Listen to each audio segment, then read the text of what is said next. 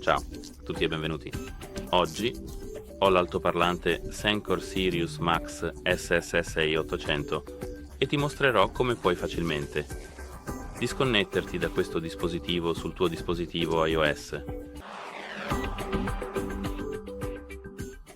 Per prima cosa dobbiamo aprire le impostazioni e poi dobbiamo cliccare su Bluetooth. Qui dobbiamo cliccare su questa icona delle informazioni vicino al nostro altoparlante e qui c'è un grande pulsante chiamato Disconnetti. Dobbiamo cliccare su questo ora per riconnetterci, basta cliccare sul nostro dispositivo nella lista.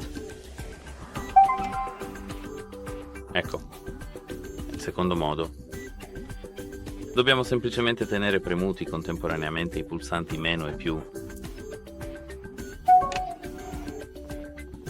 per riconnetterci dobbiamo fare lo stesso. Ecco, spero che ti sia stato utile, arrivederci.